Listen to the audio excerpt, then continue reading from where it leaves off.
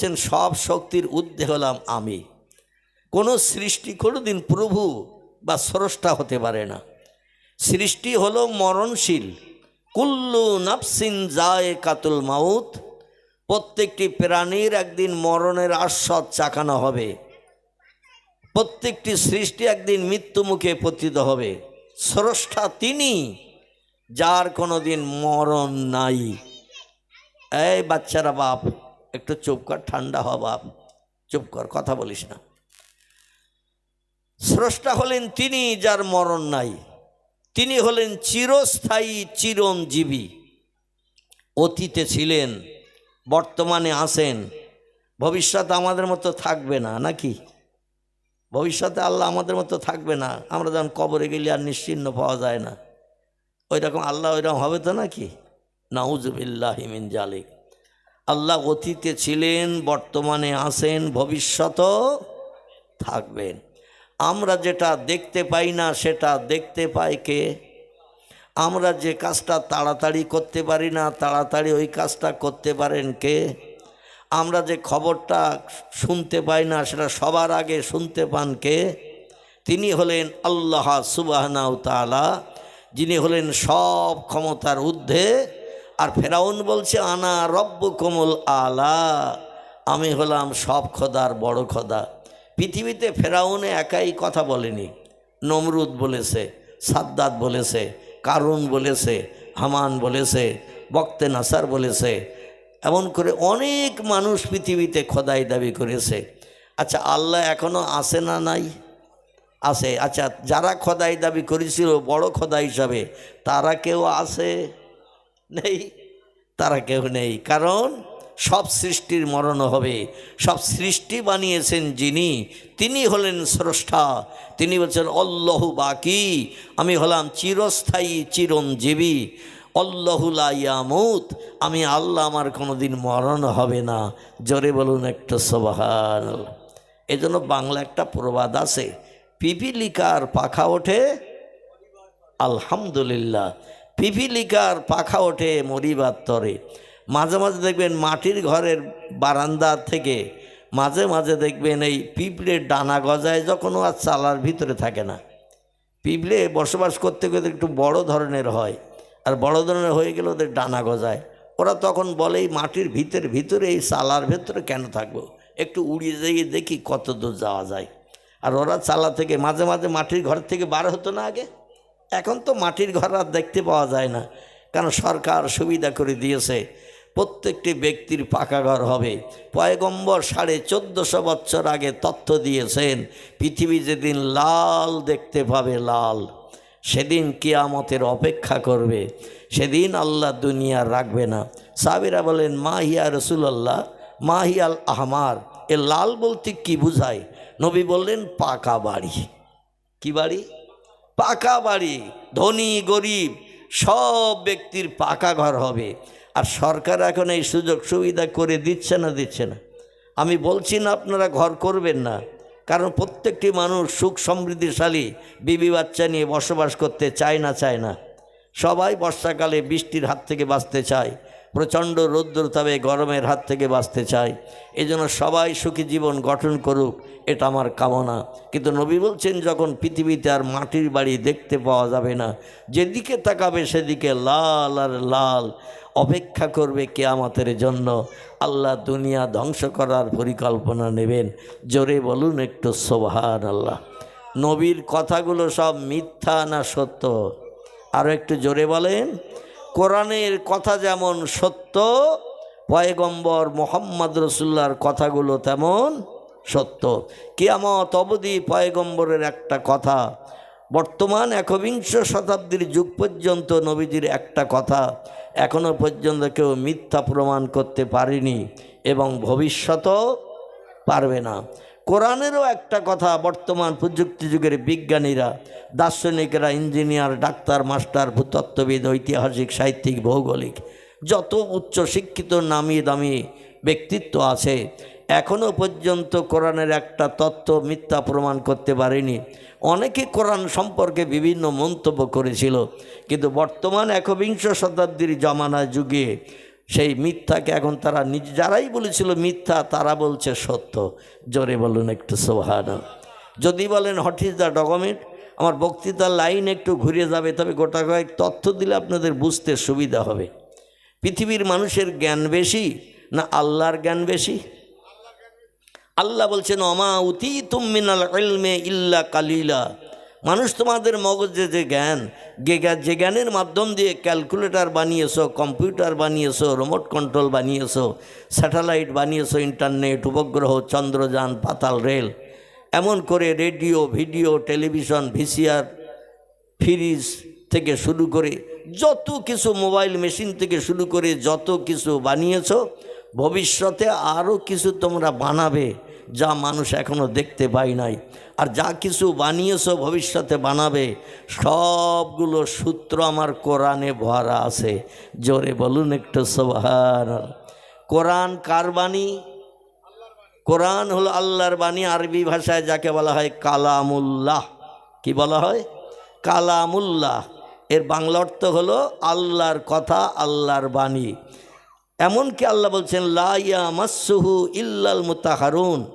আমার বাণী কোরআন থেকে যদি কেউ জ্ঞান অর্জন করতে চাও, শিক্ষা নিতে চাও, লা ইয়ামাসসুহু, অত সময় পর্যন্ত আমার কোরআনের গায়ে হাত লাগাবে না, কোরআন ছবে না, কোরআন থেকে জ্ঞান নিতে যাবে না, ইল্লাল মুতাহহারুন, যত সময় তোমরা পবিত্রতা অবলম্বন না করবে। পবিত্রতা অবলম্বন করো। আমি আল্লাহ পবিত্র, আমি খাই না, ঘুমাই না, পেশাব করি না, পায়খানা করি না, রোগ বেমারি হয় না, ওষুধ আমার খেতে হয় না, আমার স্ত্রী নাই, স্বামী স্ত্রী মিলন নাই, না পাকি আমি হই না, ভবিষ্যতেও হব না। আর তোমরা সকলে অপবিত্র, পেশাব করলে অপবিত্র, পায়খানা করলে অপবিত্র, মদ খেলে অপবিত্র, স্বামী স্ত্রী মিলন করলে অপবিত্র, দেহ থেকে রক্ত বেরিয়ে গেলে, ফ্র্যাকচার হয়ে রক্ত গড়িয়ে গেলে দেহ নাপাক অপবিত্র হয়। আমি আল্লাহ পবিত্র, আমার বাণী পবিত্র। তাই পবিত্র বাণী কোরআন থেকে যদি কিছু জ্ঞান নিতে চাও, আগে পবিত্রতা অবলম্বন করো। পবিত্রতা অবলম্বনের দুটি প্রসেস আছে। কটি বললাম? পবিত্রতা অবলম্বনের দুটি প্রসেস আছে। একটা প্রসেস হলো গোসল করতে হবে। কি করতে হবে? স্বামী স্ত্রী মিলন করলে, মদ খেলে, তখন কিন্তু আপনাকে গোসল মাস্ট।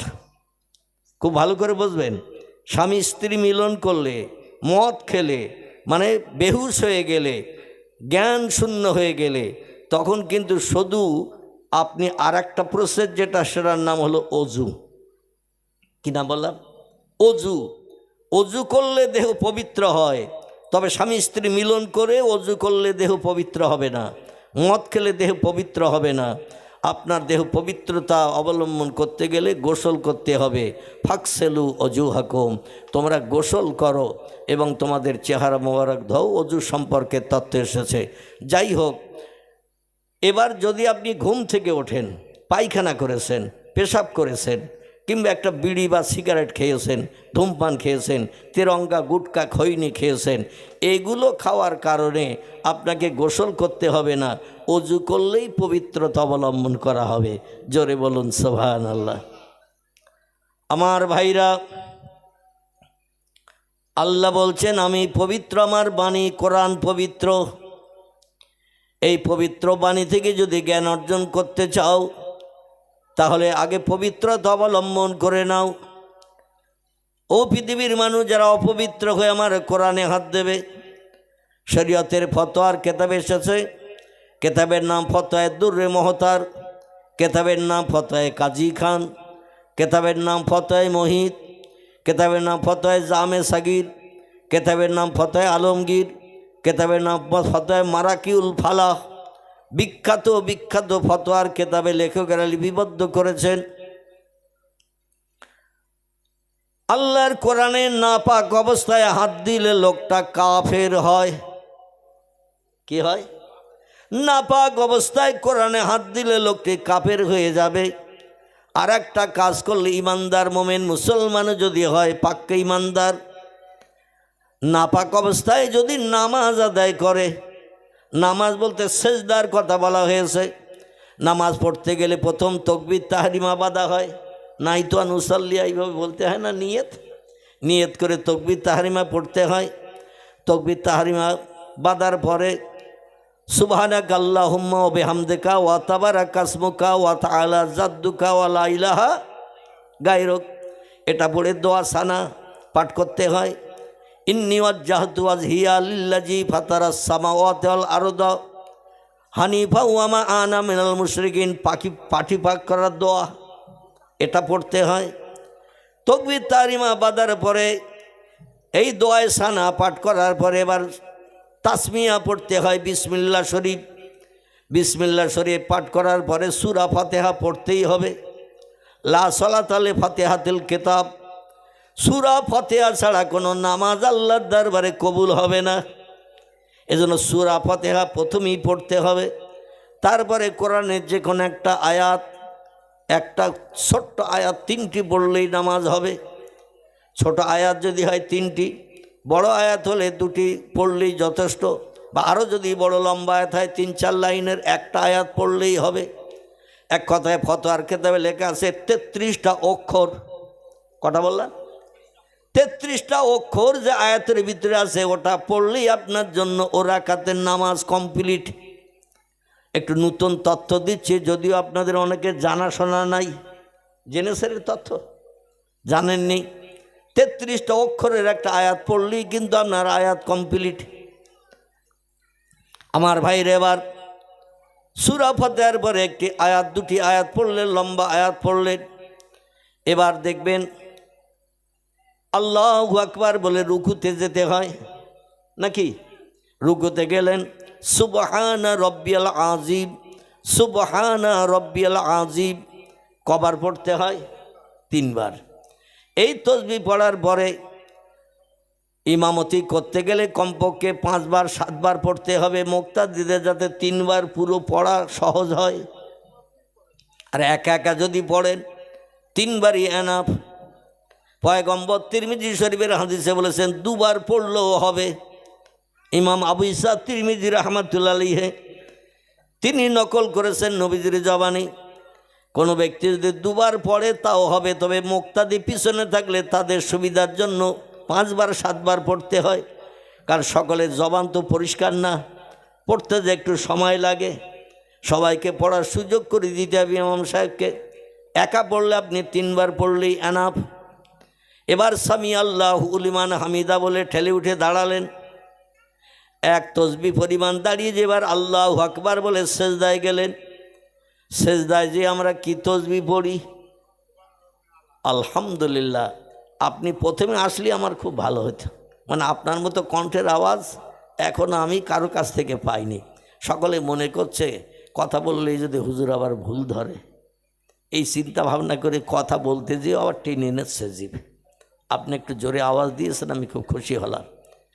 সত্য কথার আওয়াজ যারা বেশি করে দেবে আল্লাহ তাদের মাথাটা হাসরের মাঠে সব থেকে উচ্চ করে দেবেন। জোরে বলুন একটু সুবহানাল্লাহ। হাসরের মাঠে সব থেকে লম্বা মাথা কাদের হবে একটু বলেন তো দেখি? চৈতলের মানুষ সব থেকে লম্বা উঁচু হয়ে থাকবে দলের ভিতরে কারা? আলহামদুলিল্লাহ, আলহামদুলিল্লাহ। যারা মসজিদে প্রতিদিন 5 ওয়াক্ত আজান দেয়, আল্লাহর পয়গম্বর বলছেন হাসরের মাঠে সব দলের মানুষ, চাষি তাঁতি কামার কুমোর সুতোর ধোপা নাপিত ডাক্তার কবিরাজ হাকিম জজ উকিল ব্যারিস্টার এমন করে যত সম্প্রদায়ের মানুষ আছে, আলেম হাফেজ কারি মুফতি ইমাম মুক্তাদি, যত দলের মানুষ হাসরে হাজির হবে এক জায়গায়, সব থেকে মাথা উঁচু করে দাঁড়িয়ে থাকবে একটা দলের মানুষ। এদের নাম হলো মুয়াজ্জিন।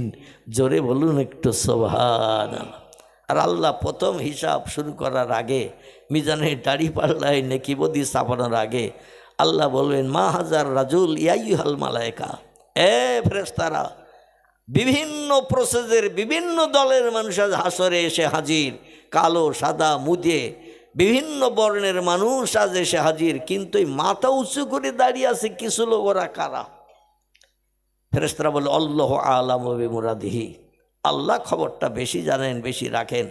তবু আমাদের যখন জিজ্ঞাসা করছেন আমরা যতটুকু জানি ততটুকু তথ্য পরিবেশন করছি। এরা হলো প্রতিদিন মানুষদের ঘুম ভাঙিয়ে কাজকর্মের মহব্বত পরিত্যাগ করে মসজিদে আসার আহ্বান করতেন। এরা হলো মুয়াজ্জিন। জোরে বলুন সুবহানাল্লাহ। আল্লাহ তরফ থেকে কবর থেকে যখন ওরা হাসরে যাবে ওদের কপাল একটা নূরের জ্যোতি চমকাবে। কিসের জ্যোতি? নূরের জ্যোতি একটা চমকাবে, মাঝে মাঝে জ্বলবে মাঝে মাঝে নিভবে। দেখবেন অনেক জায়গায় এরকম লাইট জ্বলে নেবে না? বিশ্ব নবীর কপালেও জ্বলতেন ওই লাইট। একটু জোরে বলুন সুবহান। আর এই লাইটটা দেখতে পেতেন মক্কা নগরীর এক ধরনের মানুষ। এই লাইটটা দেখতে পেতেন মক্কা নগরীতে এক ধরনের মানুষ। আচ্ছা, তারা কারা একটু বলতে পারবেন আপনারা? না, হয়নি। এবার একটু তথ্যটা ঘুরিয়ে গেছে, তাই বলে আপনি আর পরে বলবেন না এমন না। মগজে যেটা আছে বলবেন। আমি অধম বসেছি, সংশোধন করব। আমি কিছু আপনাদের কাছ থেকে নেব, আমি কিছু দেব। আমরা সকলের ছাত্র, সকলের শিক্ষক, ঠিক আছে তো নাকি? তো একটা তত্ত্ব ভুলে এসে বলে আর কথা বলবেন না এটা না।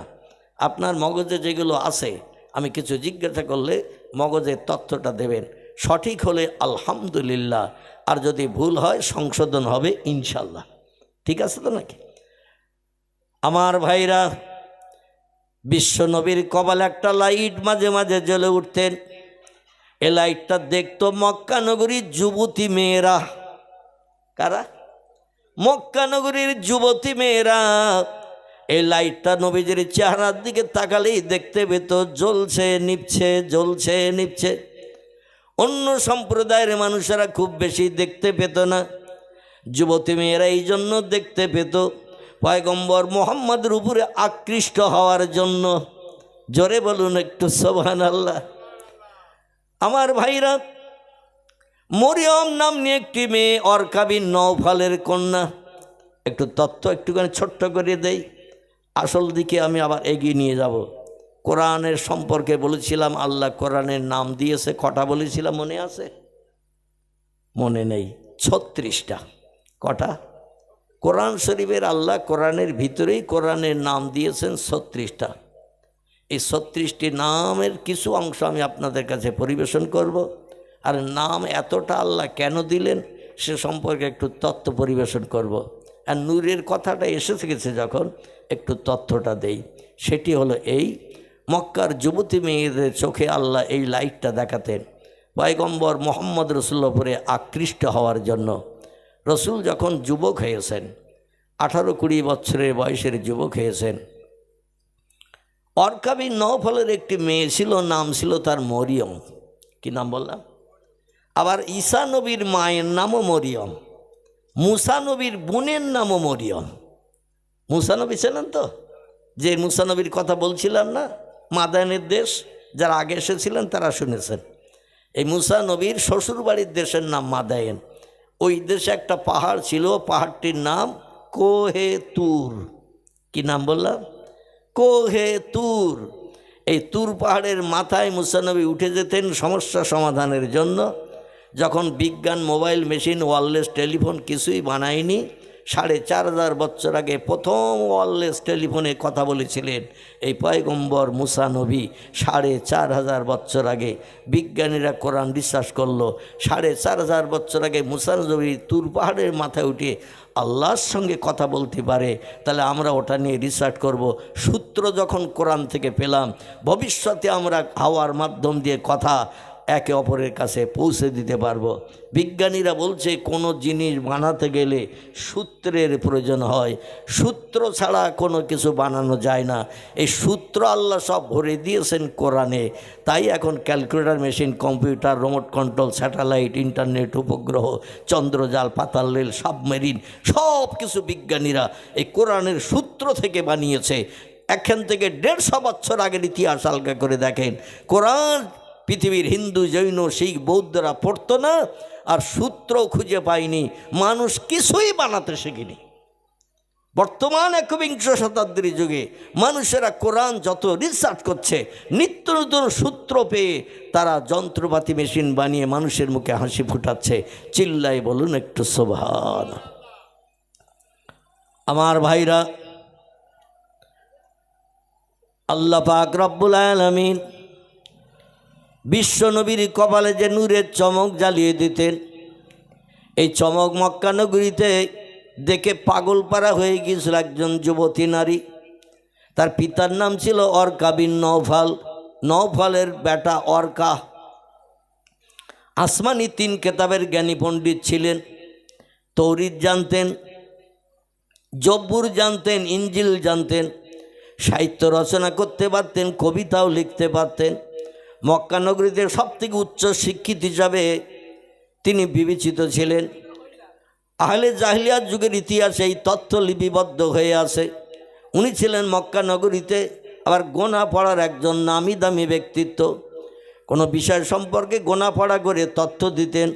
কিছু খাটত, সামান্য কিছু খাটত না। তবে তথ্য যেগুলো দিতেন আসমানি কেতাবের উপরে ভর করে, তৌরিতের উপরে ভর করে, জব্বুরের উপরে ভর করে, ইঞ্জিলের উপরে ভর করে এই তথ্যগুলো পরিবেশন করতেন। আল্লাহ পাক আসমানি কেতাবগুলো মিথ্যা প্রমাণ যাতে না হয় এই জন্য তার তথ্যগুলো বাস্তবিক রূপদান করেও দিতেন।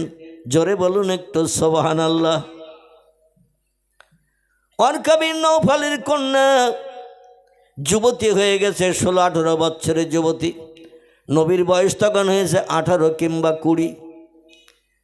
আমার ভাইরা, মক্কার মেয়েরা রাস্তাঘাটে পথে পাহাড়ের গলিতে দাঁড়িয়ে দাঁড়িয়ে থাকতো সন্ধ্যার পরে। যুবতী মেয়েরা সব সন্ধ্যার পরে রাস্তার গলিতে দাঁড়িয়ে থাকতো। মেন রাস্তা থেকে গলি রাস্তা, যেদিকে পাহাড়ি এলাকায় 2 দিক উঁচু পাহাড়, মাঝখানে গলি রাস্তা। এই গলি রাস্তার মুখে দাঁড়িয়ে থাকতো।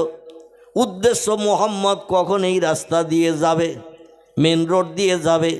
তাদের উদ্দেশ্য হলো মোহাম্মদ যখন সন্ধ্যার পরে এই মেন রোড দিয়ে যাবে, তার কপালে আমরা নূরের লাইটটা রাতের বেলা জ্বলতে ভালো দেখতে পাই। দিনের বেলাও জ্বলে, তবে সূর্যের লাইটের কারণে ততটা আমাদের নজরে আসে না। রাতের আধার হলেই লাইটটা প্রস্ফুটিত হয়ে জ্বলতে থাকে, আমরা দেখতে পাই। যেমন দিনের বেলাও আকাশে তারকা থাকে না, থাকে না, থাকে না, থাকে না। আকাশে দিনের বেলাও তারকা থাকে। সূর্যের লাইটের কারণে আমাদের নজরে ধরা পড়ে না। সূর্যের লাইট যখন অফ হয়ে যায়, অন্ধকার হয়, তারকার আলোগুলো মিটি মিটি জ্বলছে, আমরা তখন দেখতে পাই। ঠিক তো নাকি? আবার কি হলো আমার ভাইরা? আল্লাহ নবীর চেহারা মক্কা নগরীর অধিকাংশ যুবতী মেয়েরা দেখার জন্য ওই গলিপথের 2 দিকে পাহাড়, মাঝখানে গলিপথ, গলিপথের মুখে মেন রোডের ধারে দাঁড়িয়ে থাকতো। মোহাম্মদ নিজের প্রয়োজনে যাওয়া আসা করবে, একটু লাইট দেখব। যেদিন নবীজির লাইট দেখা হতো না, সেদিন ওদের ঘুম ভালো হতো না, চিন্তা ওদের লাগো হতো না, দুশ্চিন্তাগ্রস্ত হয়ে থাকতো। আজকের গেলাম গলির মুখে 2-3 ঘন্টা দাঁড়িয়ে থাকলাম, মোহাম্মদ যে কেন আসলো না তা বুঝি না। এই লাইটের এমন সুন্দর জ্যোতিষ্কময় আলো, এত সৌন্দর্যমণ্ডিত লাইটের ফুলকি, যে কোনো নারী, যে কোনো পুরুষ দেখলেই পাগল পারা হয়ে যেত। জোরে বলুন একটু সুবহানাল্লাহ। নবীজির একজন খাদেম, নাম হলো তার আনাস। আনাস বলছে, আমি 12 বছর পয়গম্বরের বাড়ি গোলামেগিরি, চাকরগিরি, মান্দারগিরি করিস। বাড়ির কাজের লোক হিসাবে নবীজির ঘরের দায়িত্ব পালন করতাম। একদিন পয়গম্বর আমার সাথে করে নিয়ে একটু পাহাড়ি এলাকায় যাওয়ার জন্য রাতের বেলা ডাকলেন, ইয়া আনাস ইজহাব এলা জাবাল, চলো একটু এই পাহাড়ি এলাকায় যাবো, আমার সঙ্গে হয়ে চলো, একা না যে তোমার সাথে করে নিয়ে যাব। আনাস বলছে, আমার কলিজা ভরে গেল। নবীর কত সঙ্গী সাথী মসজিদে নববীতে থাকে। আবু হুরায়রা থাকে, জুবাইর বিন আম থাকে, তলহা থাকে, সাদ বিন আবি ওয়াক্কাস থাকে, আব্বাস রাদিয়াল্লাহু থাকে, আব্দুল্লাহ ইবনে ওমর থাকে, এমন করে আব্দুল্লাহ ইবনে আব্বাস থাকে। নবীদের মুহাব্বতের সাহাবী আবু বকর থাকে, ওসমান থাকে, আলী থাকে। কিন্তু কাউকে না ডেকে আমার আজ পয়গম্বর ডেকেছে। পাহাড়ি এলাকায় রাতের বেলা যাবেন, নবীজির সঙ্গে হয়ে যাওয়াটা সৌভাগ্য না দুর্ভাগ্য? সৌভাগ্য। আমার ভাইরা, উনি বলছেন, ঘর থেকে পয়গম্বর বেরোলো, আমিও পয়গম্বরের ঘর থেকে বেরোলাম। কারণ যে বাড়িতে যে লোক কাজ করে, সেই বাড়ির কোন এক জায়গায় সে থাকে না, থাকে না। বাড়িতে যদি গোলাম মানদার রাখা হয়, তারা কি বলা হয় বাড়ির থেকে আসবি আর আবার বাড়ি চলে যাবি সন্ধ্যার পর। অধিকাংশ বাড়িওয়ালা তারে কোনো একটা জায়গায় জায়গা দেয়, যখন তখন ডাকলে যেন পাওয়া যায়। আনাস বলছে, আমিও পয়গম্বর ডাক দিয়েছেন, বেরিয়ে পড়েছি। সেদিন ছিল পূর্ণিমার চাঁদনি রাত। আল্লাহ আকাশে 14 চাঁদনি রাত, চাঁদের 14 তারিখের পূর্ণ চাঁদ। সন্ধ্যাবেলা উদয় হয় পূর্ব দিক থেকে, আর সকাল পর্যন্ত আকাশে চাঁদ থাকে। এটা 14 তারিখের রাত, এটাকে বলা হয় পূর্ণিমা। কি বলা হয়? পূর্ণিমা। এই পূর্ণিমার চাঁদের আলো যেদিন পৃথিবীতে আসে, तमाम पृथिवी सारा रात दिनेर आलोर मतो आलोकित थाके। चाँद फुल लाइट जखन दान करे, एक सूचो यदि भालो जायगाय आपनि पड़े थाकते देखते पाबेन, सूच यदि पड़े थाके ताओ नजरे पेये जाबेन। आनास बोलछे आमि नबीजिर पिछने पिछने जाচ্ছি, कारण पयगम्बरेर मर्यादा सम्मान रक्षा करार खातिरे आल्लाहर नबी आगे हेঁটে যাচ্ছেন, আমি পয়গম্বরের পিছনে পিছনে যাচ্ছি। हठात मैं आकाशेर दिके ताकिये देखी पूर्णिमा चाँदनी रात, मदिना जेन दिनेर आलोर मतो आलोकित, पहाड़ पर्वत गाछपालागुलो सब दूर थेके देखते जाच्छे काछेर मतो, दूर थेके जेन काछेर मतो देखाच्छे। आमि चाँदेर दिके ताकिये एकबार नबीजिर काछाकाछि जेये माथा नीचु करे नबीजिर मुखेर दिके एकटु ताकालाम। जेई नबीजिर मुखेर दिके ताकिয়েছি देखी पयगम्बरेर कपाले नूरेर लाइटेर ज्योति चाँदेर आलो हेरास करे ऊपरे तुले दिच्छे। आर एकटु जोरे हबे ना? नाराए ताकबीर। आनास बोलছেন আমি কয়েকবার এই দৃশ্য লক্ষ্য করলাম। আসমানের পূর্ণিমা চাঁদের লাইটের জ্যোতি বেশি না পয়গম্বরের কপালে নূরের জ্যোতি বেশি? আমি কয়েকবার পয়গম্বরের চেহারার দিকে তাকালাম, আকাশের চাঁদের দিকে তাকালাম, তাকিয়ে দেখি যে লাইটের জোর কম সেটা দেখবেন ছুটে যায়, যে লাইটের জোর বেশি সেটা দেখবেন আলোকিত করে দেয়। ঠিক না ভুল? একটা হারকেন লাইট যদি ফাঁকা রাস্তায় নিয়ে দাঁড়ান আর বাসের হেডলাইট যদি মারে, হারকেনের লাইটের আর কোনো মর্যাদা থাকবে? থাকবে? কারণ বাসের লাইটের জোর বেশি, হেডলাইট ও জোর বেশি, হারকেন লাইটের আর কোনো মর্যাদা থাকবে না। আনাস বলছেন আল্লাহে লা শাক্কা ফিহে, আমি সেই খোদার কসম খেয়ে বলছি সেদিন আমি বাস্তবে তিনবার তাকিয়ে তাকিয়ে দেখলাম আসমানের চাঁদের চৌদবি চাঁদনি রাতের চাঁদের লাইটের থেকে আমার আপনার পয়গম্বর মুহাম্মদ রাসূলের কপালে নূরের জ্যোতির আলো বেশি। এই লাইটটা মক্কার যুবতী মেয়েরা দেখত, আর লাইট যখন কপালে জ্বলতো পয়গম্বরের চেহারা সৌন্দর্য এত সুন্দর দেখাতো, যুবতী মেয়েরা পাগল পারা হয়ে যেত। ইউসুফ নবীকে দেখে যেমন মিশরের মেয়েরা পাগল পারা হয়ে যায়, তার হাতের 4টে করে আঙুল লেবু ফাল করতে যে কেটে দিয়েছিল, একটা লেবু ফাল করে দিতে যে 4টে করে আঙুল কেটে দিয়েছিল। ইউসুফের চেহারা থেকে নজর ঘুরিয়ে লেবুর দিকে না তাকিয়ে আসি ইউসুফের দিকে, আর লেবু কাটা কাজ করছে হাতে। যা ঘটার তাই ঘটে গেল, 4টে করে আঙুল কেটে তলায় পড়ে তড়পাতে শুরু করলো, রক্তের ফিনকি ধারা আঙুল থেকে বেরোতে লাগলো। জুলাইখা বলল মা হালুকে মাখবারুকে ইয়া আইয়ুহান নিসা, ও মেয়েরা কি সর্বনাশ করলে তোমরা, কি ঘটনা ঘটালে? ওরা বলছে কেন, কি হয়েছে? মা হিয়া, কি হয়েছে? জুলাইখা বলছে তোমাদের লেবু ফাল দিতে বললাম একবার মাঝখান থেকে, আর তোমরা কি সর্বনাশ করেছে, একটু চেহারাটা ঘুরিয়ে লেবুর দিকে তাকাও। ওরা তাকিয়ে দেখে হাতে লেবুও নাই দুফাল, আর 4টে করে আঙুল কেটে তলায় পড়ে গেছে। আঙুলগুলো সব লাফাচ্ছে, তড়পাচ্ছে, আর রক্তের ফিনকি ধারা ছুটছে। জুলাইখা বলছে যন্ত্রণা কি করে না? তোমাদের কি কোনো কষ্ট হয় না? বলে এমন চেহারা ঘর থেকে বার করে আমাদের সামনে দেখিয়েছ, জীবনে ওই চেহারা কোনোদিন দেখিনি, আজকের দেখার সৌভাগ্য অর্জন করলাম। আর ওই চেহারা আমরা পাগল পারা হয়ে গেছি, পৃথিবীতে কোথায় আছি কি করছি এ খেয়ালটাও আমাদের নাই নাই নাই। মাইশাতুল হুমায়রা রাদিয়াল্লাহু আনহা বিশ্ব নবীর প্রাণ প্রিয়া বিবি, নবীজির স্ত্রী সংখ্যা ছিল 11 মতান্তরে 13 জন। কজন বললাম? 11 মতান্তরে 13 জন স্ত্রী ছিল নবীজির।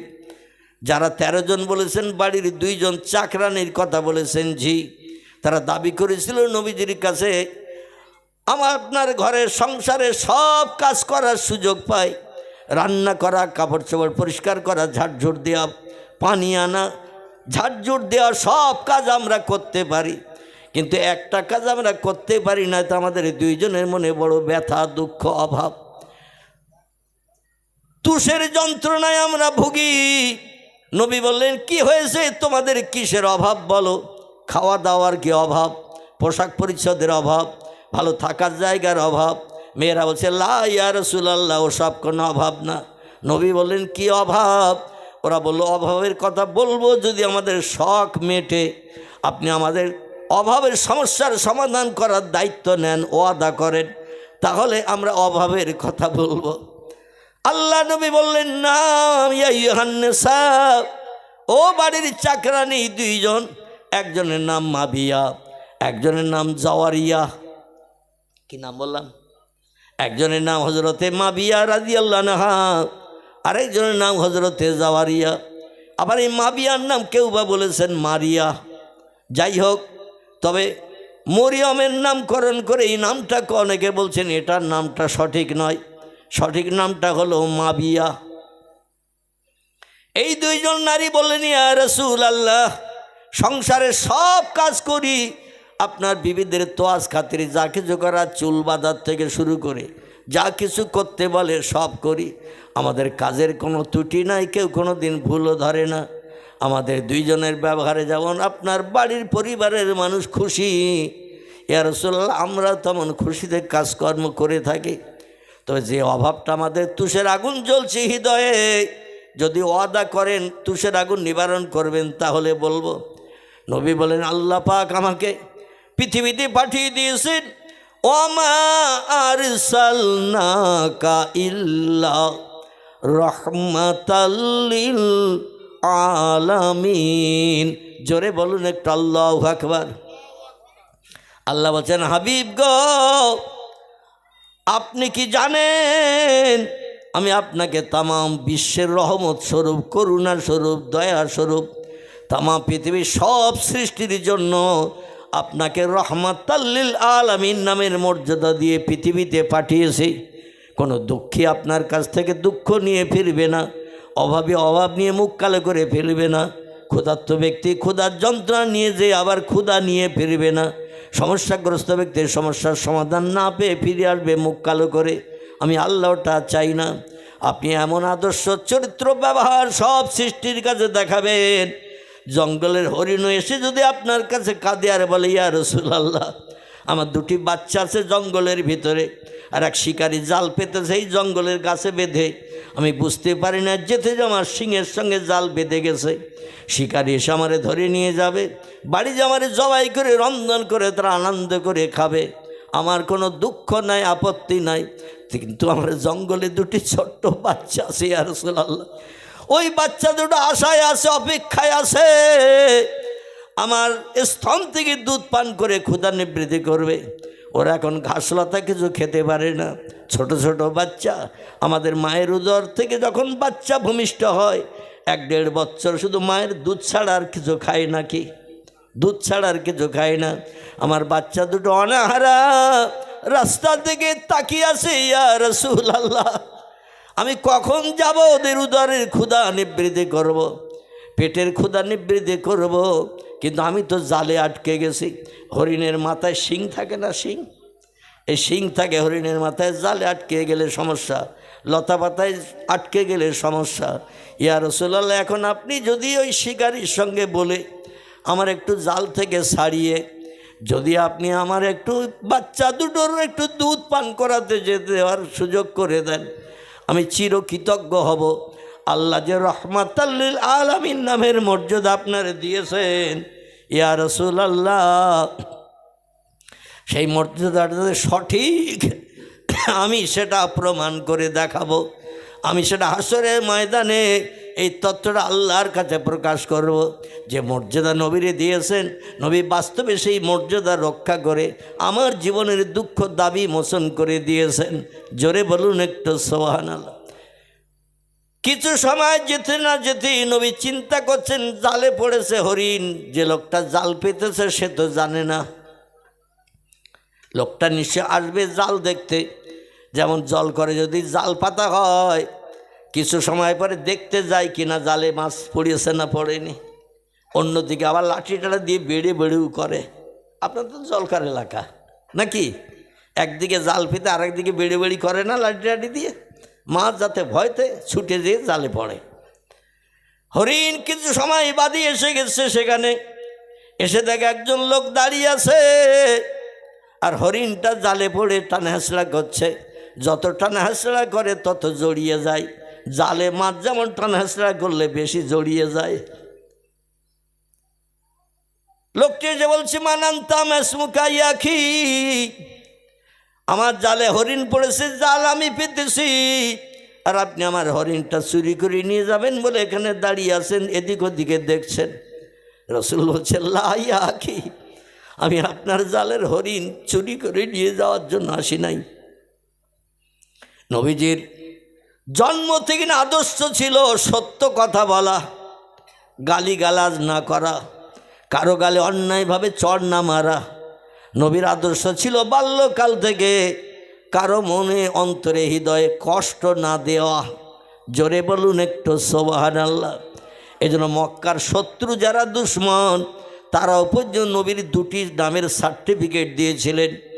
একটি হলো আল আমিন, একটি সার্টিফিকেট মক্কার মানুষ ধরে ধরে ডাকত আস-সাদিক, এ বিশ্বাসী, এ সত্যবাদী, আমরা এই সমস্যায় পড়েছি, এসো একটু, এসো আল আমিন, এসো আস-সাদিক, এসো আমাদের এই সমস্যার সমাধান করো। আল আমিন মানে হলো বিশ্বাসী।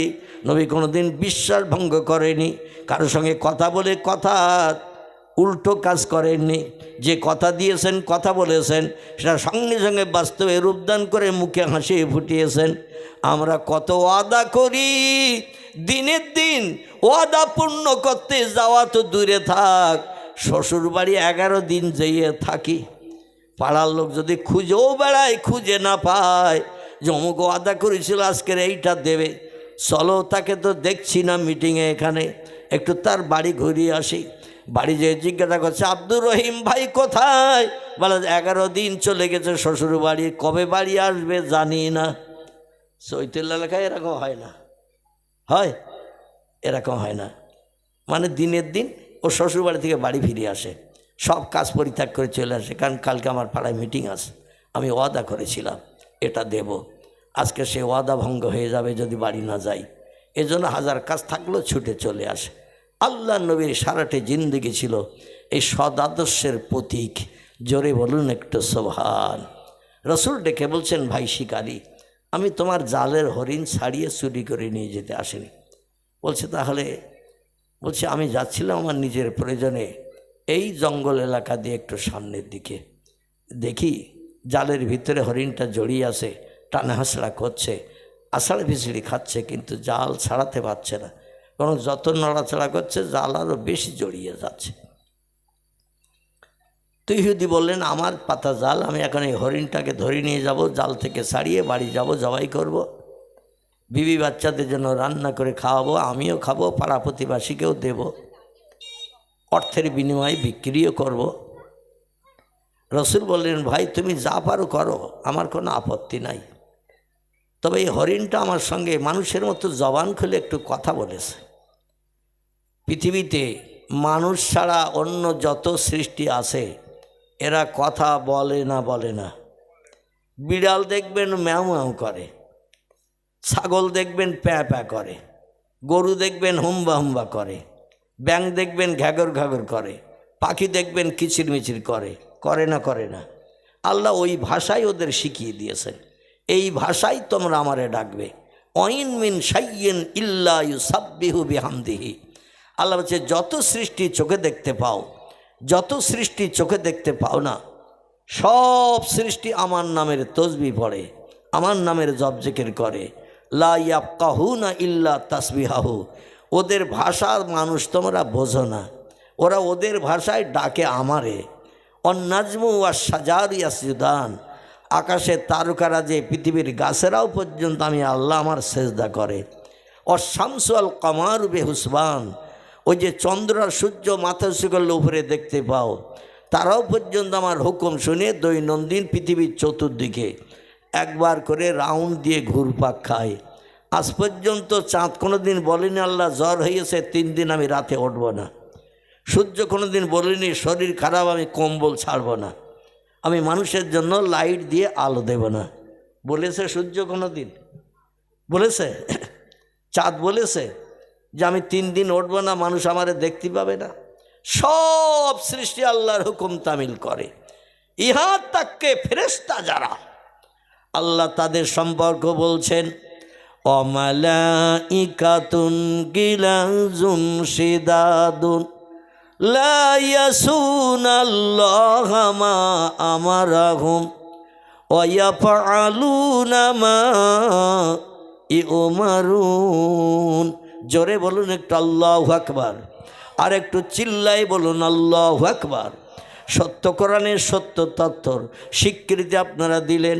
এই স্বীকৃতি দেওয়ার কারণে সেই খোদার কসম আপনার এই মুখমণ্ডল চেহারাটা জবান দিয়ে স্বীকৃতি দিলেন কোরআন সত্য, কোরআনের সত্য কথার আওয়াজ তুলে সুবহানাল্লাহ কিংবা আলহামদুলিল্লাহ বললেন। এই জবান কোনোদিন জাহান্নামের আগুনে পুড়বে না। জোরে বলুন একটু সুবহানাল্লাহ। আপনার হাত না পাক, পা না পাক, চোখ না পাক, এমন করে আপনার অঙ্গ প্রত্যঙ্গ দেহ সব না পাক, না পাকে কাজ করার কারণে অবৈধ মেয়ের হাতে যদি ফুচকা তুলে দেন বাদাম ভাজা, হাত না পাক হয়ে গেল। অবৈধ মেয়ের দিকে যদি চোখ দিয়ে আপনি তাকান আর মনের গল্প, প্রেমের অবৈধ গল্প যদি করেন, আপনার চোখ না পাক হয়ে গেল। জবান ঠোঁট দিয়ে যদি কথাবার্তা বলেন মোবাইলে, কম্বলের ভিতরে শুয়ে পড়ে, জবানও না পাক হয়ে গেল। কোথাও আমরা তলায়, তেঁতুল তলায় ডেকেছে ফোনে, একটু এসো বিশেষ দুটো কথা আছে। আপনি পায়ে হেঁটে হেঁটে যদি আমরা তলায়, তেঁতুল তলায় চলে যান অবৈধ মেয়ের সঙ্গে কথা বলতে, আপনার পা নাপাক হয়ে গেল। আল্লাহ বলছেন আমার জান্নাত হলো পবিত্র। এই পবিত্র জান্নাতে নাপাক বডির কোনো পারমিশন নাই। নাপাক বডি কোনো দিন জান্নাতে ঢুকবে না যত সময় বডির নাপাকি দূর না হবে। আমাদের কাপড় চোপড়ে ময়লা লাগলে আমরা কি করি? সার্ফ দেই, সাবান দেই, ধুয়ে পরিষ্কার করি না? ময়লা পরিষ্কার করতে গেলে গায়ে কাদামাটি যদি লাগে, ধুলা লাগে, পানি দিয়ে ধৌত করলে পরিষ্কার হয় না? আল্লাহ বলেন তোমাদের নাপাক দেহ ও হাল্লালা হালালাহু ও হাররামা হারামাহু, কোরআনে যেগুলো বৈধ ঘোষণা করেছে সেগুলো বাস্তবে রূপদান না করে ও হাররামা হারামাহু, যে কাজগুলো আমি নিষিদ্ধ খারাপ করেছে, যেগুলো খারাপ বলে ঘোষণা দিয়েছে সেই কাজগুলো তোমরা করেছো, এই জন্য তোমাদের বডি নাপাক হয়ে গেছে। নাপাক বডি জান্নাতে ঢুকবে না, কারণ টোটাল জান্নাতের ভিতরে একটা পেশাব ঘরও নাই, একটা পায়খানা ঘরও নাই, একটা ময়লা ফেলার ডাস্টবিন পর্যন্ত জান্নাতে নাই। আর নাপাক দেহ নিয়ে জান্নাতে ঢুকবে, এটা কোনোদিন হবে না। দেহের নাপাকি ময়লা পরিষ্কার করতে হবে।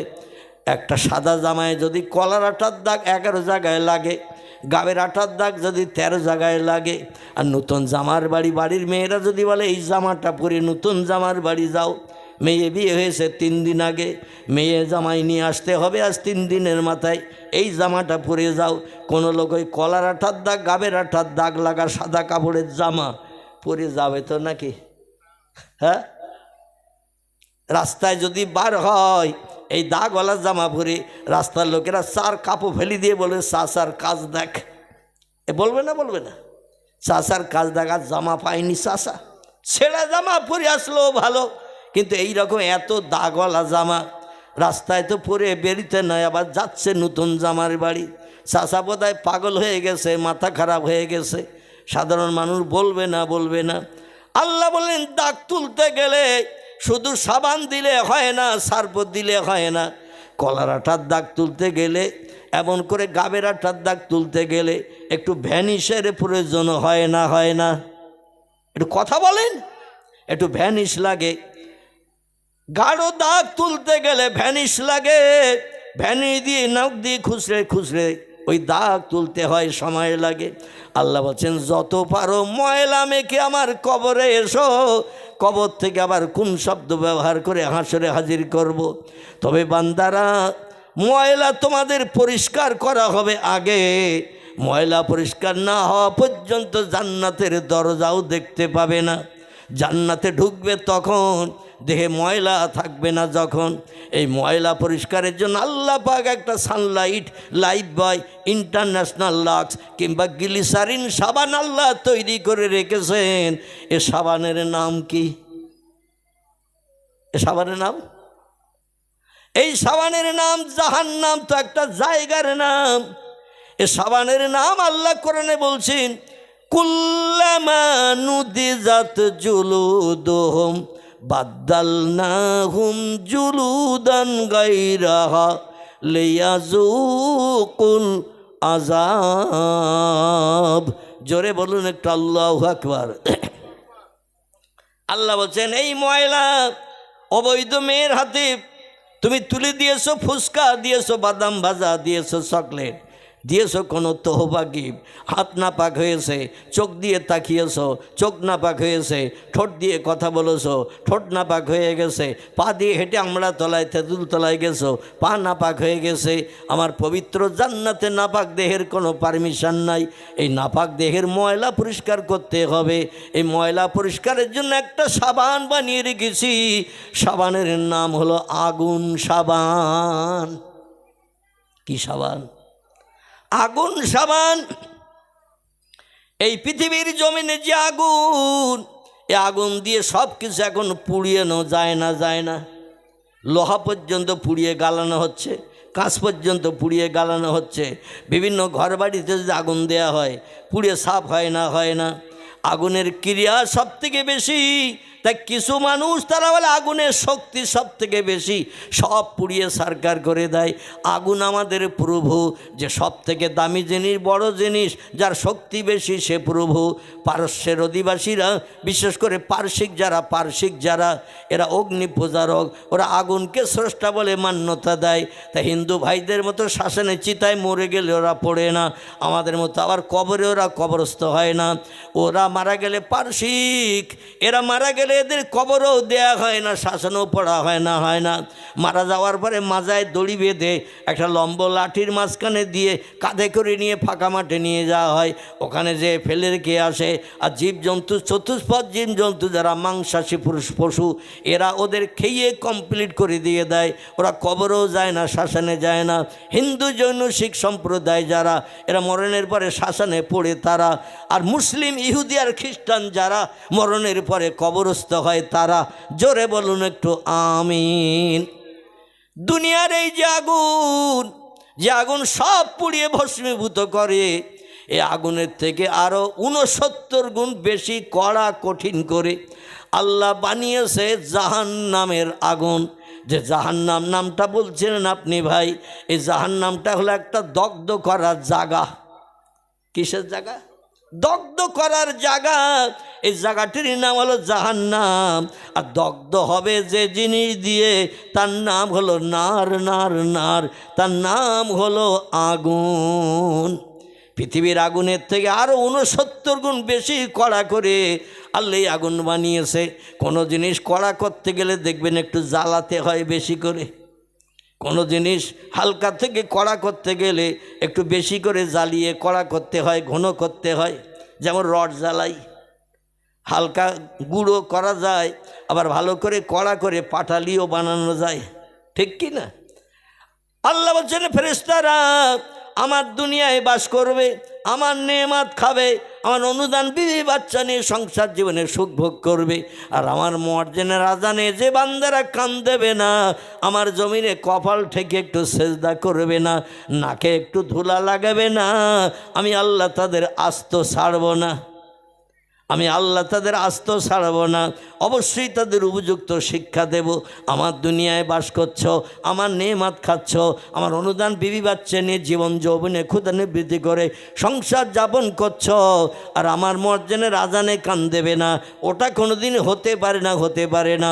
অবশ্যই আমার কাছে আবার যখন ধরা দেবে, ঘুড়ি যখন হাওয়ায় উঠতে থাকে, ঘুড়ি যখন হাওয়ায় উঠতে থাকে, যত সুতো ছেড়ে দেয়া হয়, ঘুড়ি উপরে ওঠে না? উপরে ওঠে। উপরের দিকে উঠে ঘুড়ি মাথা নাড়া দেয়। ঘুড়ি বলে, ও লাটাইওয়ালা, আমি হাওয়ায় এখন বহু উচ্চে উঠে গেছি, হাজার চেষ্টা করলো আমার নামাতে পারবে না, তোমার হাতের নাগালের বাইরে চলে গেছে, আমি এখন স্বাধীন। লাটাইওয়ালা বলে আর আনন্দ ফুর্তি করিস না, তোর বুকের সুতোর গোলা আমার লাটাইতে বাঁধা। ঠিক না বল? আমার লাটাইতে তোর বুকের সুতোর গোড়া বাঁধা, লাটাইতে যত গোটাবো মাথা নাড়া দেওয়ায় কাজ হবে না, আমার হাতে ধরে আবার নেমে আসতে হবে। ঠিক না বল? আল্লাহ বলছেন যত বড় রাজা হও, মহারাজা হও, ধনী হও, কোটি কোটি টাকার মালিক হও, যত শক্তি ক্ষমতা তোমার থাক না কেন, ও বান্দা আমার কাছে তোমার ধরা দিতে হবে। ফাহিয়াকুম সুম্মা ইউমিতুকুম সুম্মা ইহয়িকুম সুম্মা ইলাইহি তুরজাউন। জোরে বলুন একটু আল্লাহু আকবার। আমার ভাইরা, আল্লাহ বলছেন আমি 69 গুণ বেশি কড়া করার জন্য, দুনিয়ার আগুনের থেকে 69 গুণ বেশি শক্ত কড়া করার জন্য ফেরেশতাদের বললাম, ফেরেশতারা এ আগুনকে একটু দুনিয়ার রস জ্বালানোর মতো জ্বালা। খেজুরের রস মাঝে মধ্যে 2-4 গাছ এখন বেরোচ্ছে না, শীতকাল। আমি তো গতকালকে গিয়েছিলাম জয়নগর হয়ে সেই রামগঙ্গা ঢলা, তো দেখলাম এত সুন্দর করে দোকান সাজিয়েছে জয়নগর দক্ষিণ বারাসাত, মানে সেখানে এমনি দাঁড়িয়ে থাকতে হবে, ম কেনেন আর না কেনেন, জয়নগরের ম। এই মেয়েরা, এই চুপ কর। জয়নগরের ম এত সুন্দর করে সাজিয়ে সামনে হাঁড়িতে করে রেখে দিয়েছে, হাঁড়িতে আবার নকশা করে সুন্দর করে ওরা সাদা রঙের উপরে লাল কালি রং দিয়ে দিয়ে এমন নকশা করিয়েছে, একটু না কেনেন তবু দেখতে হবে। আমাদের ট্রেনে বিক্রি হয় 12টা 30 টাকা, ট্রেনে 12টা মদ বিক্রি হয় 30 টাকা। কোথাকার? বলে জয়নগরের। আর সে কিনে যেয়ে মদ দাম জিজ্ঞাসা করতেছে, ওতে এক একটা 25 টাকা। কালকের কথা বলছি, ওরা বলছে এক একটা 25 টাকা, কটা দেব ভাই? ওদের ভাষা হলো এইরকম। আমরা বলছি এত দাম? ট্রেনে তো 30 টাকা এক প্যাকেট, মানে একটা কাগজের ঠোঙা, 12টা করে থাকে। কটা থাকে? 12টা। তো 12টা থাকলে পার পিস কত করে পড়তেছে? 2.5 টাকা। আল্লাহু আকবার, 2.5 টাকা পার পিস। আর ওরা বলছে আমাদের এই একটা 25 টাকা। তো আমরা চিন্তা ভাবনা করছি তার ট্রেনের থেকে কেনা ভালো, ওখানে 12টা 25। বলছে দাদা না কেনেন, না কেনবেন, একটু টেস্ট করে যান, আর ট্রেনের থেকে যা কিনে নিয়ে বাড়ি যান ছেলে মেয়েদের দেওয়ার জন্য, বাড়ি যেও একটু টেস্ট করবেন। তো আমারে বলতেছে, আমার এই সঙ্গী যে আজকেরও এসেছে, আরেকজন সঙ্গী আমার সঙ্গে থাকে, জোড়াশতলায় বাড়ি। তো ছেলেটা আমারে বলতেছে ভাই একটু টেস্ট করবেন। আমি বলে আমি সুগার রোগী, 3 বার করে ইনসুলিন দিতে হয়, খাতি হয়, তোরা খা। তোরা গালে দিয়ে চুপ করে দিয়েছে। আমি বলছি কী রাম হলো? বলছে ভাই এত সুন্দর টেস্ট, এ তো গালে দিয়ে আমাদের গাল জানো মানে স্বাদে ভরিয়ে গেছে। আমরা তাহলে নিয়ে 1 প্যাকেট করে নে। তো হতি গতি বলতে বলতে 20 টাকার নিচে আর দেয়নি, এক একটা করে 20 টাকা। তো 2টো প্যাকেট নিল 400 টাকায়। যাই হোক, আমি যেটা বলতে চাচ্ছিলাম, ভালো জিনিসের ভালো কদর, ভালো দাম, খারাপ জিনিসের খারাপ কদর, খারাপ দাম। আল্লাহ বলছেন আমার জাহান্নামের আগুন আমি কড়া করে ভালো করে বানানোর জন্য, উপযুক্ত শাস্তি শিক্ষা দেওয়ার জন্য ফেরেশতাদের বললাম 1000 বছর গুড় জ্বালানোর মতো জ্বালা, রড জ্বালিয়ে গুড় করার মতো জ্বালা। 1000 বছর ফেরেশতারা আগুন জ্বালাচ্ছে, আগুন একটু কড়া গাঢ় করার জন্য, তীক্ষ্ণতা বাড়ানোর জন্য। 1000 বছর জ্বালানো হয়ে গেছে। ফেরেশতারা বলেন ইয়া রব্বি, আমরা আপনার হুকুম তামিল করেছি, কারণ আল্লাহ কোরআনে বলছেন ওয়াইয়াফআলুনা মা ইউমারুন। আমি ফেরেশতাদের যখন যেটা বলি সঙ্গে সঙ্গে সেটা বাস্তবে রূপদান করে, আমার কোনো হুকুমের খেলাফ 2 সেকেন্ডও তারা করে না। জোরে বলুন একটু সুবহানাল্লাহ।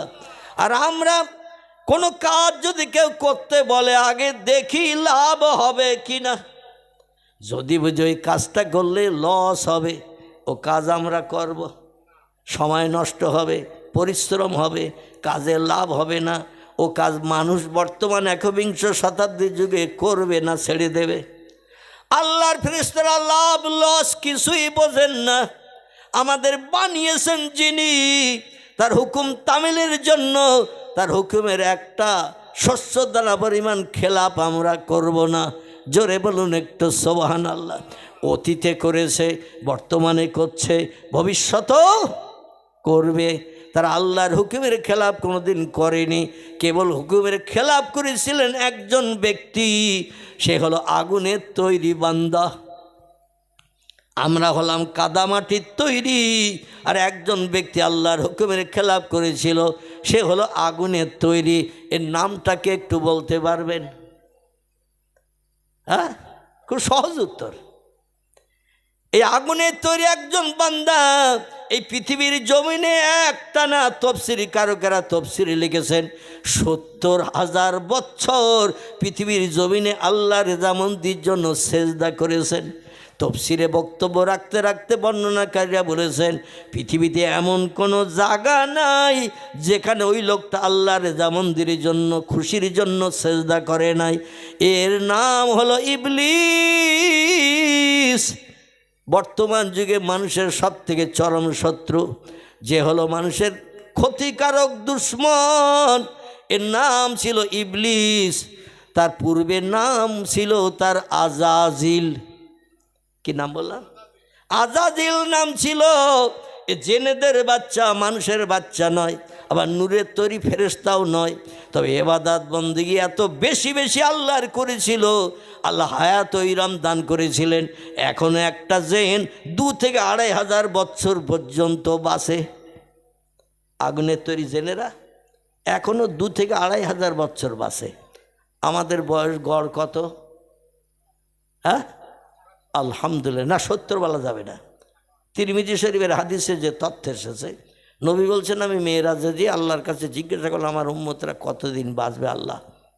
আল্লাহ বলেন আপনার উম্মত ২ জন উম্মতের গড় হলো ৬০। একজন যদি ৬০ বাঁচে আর একজনও ৬০ বাঁচবে। একজন যদি ৬৫ বাঁচে একজন ৫৫ মরবে। একজন যদি ৭০ বাঁচে একজন ৮৫ মরবে। একজন যদি ৭৫ বাঁচে একজন দেখবেন ৪৫ মরবে। মানে ২ জনের গড় ৬০। এখন কে যে বেশি পাবে কে যে কম পাবে এ দায়িত্বটা কার? এখন দুনিয়ার মানুষের হাতে যদি এই দায়িত্ব দেয়া হতো, তো যে কম বয়সে মরছে ৫৫, আর যে ৬০-এর ওপরে ৫ বছর পেয়েছে ওর বাড়ি যেয়ে ধর্ণা দিত না? আমার বয়স তুই 5 বছর কেটে নিচ্ছিস কেন বল, আমার বয়স ফিরিয়ে দে। এ ঝামেলা হতো না? যে ঝামেলা হতো, খাওয়া দাওয়া রান্না বান্না বন্ধ হয়ে যেত, মারদাঙ্গা করে জেলখানা বোনাচ্ছে, জায়গা হতো না। আল্লাহর হাতে নিয়ন্ত্রণ। জোরে বলুন সুবহান।